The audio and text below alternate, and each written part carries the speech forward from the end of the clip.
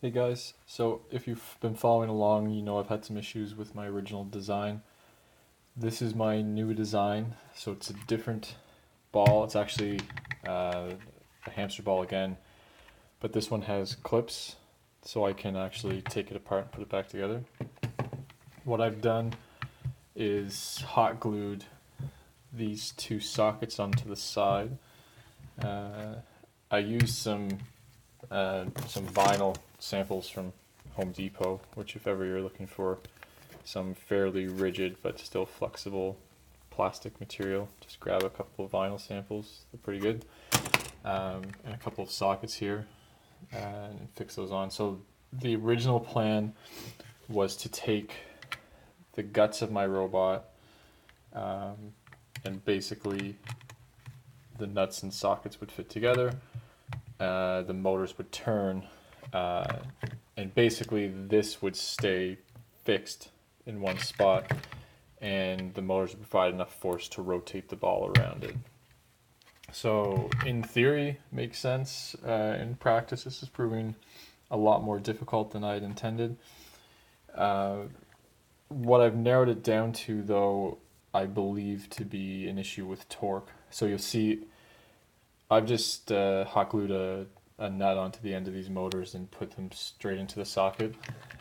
So basically, when it runs, it's just stalled out. It doesn't move at all. I tried a bigger motor. I tried one of the ones that came in our kit.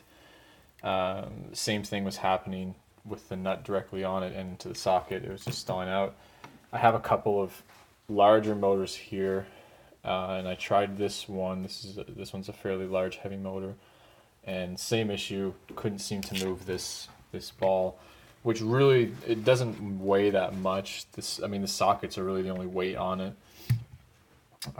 So I posted on the forum. The professor wrote back and agreed it could be an issue with torque, which I can solve by gearing. Now, I have gears because I purchased some when we first started the course. I was interested in how gears would work, so I have a bag of gears.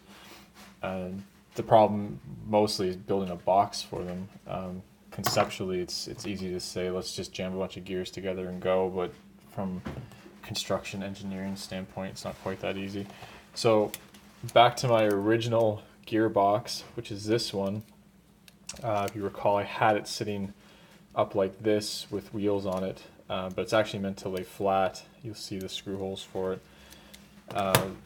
This design actually comes with an option for a 203-to-1 high torque assembly.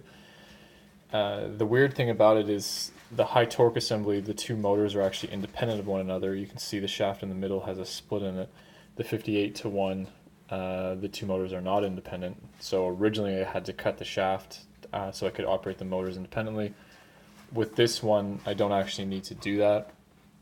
But I'm not 100% certain if I'm going to use an H-bridge still for this design. It's getting a bit complicated. I'm having issues with the H-bridge with power distribution.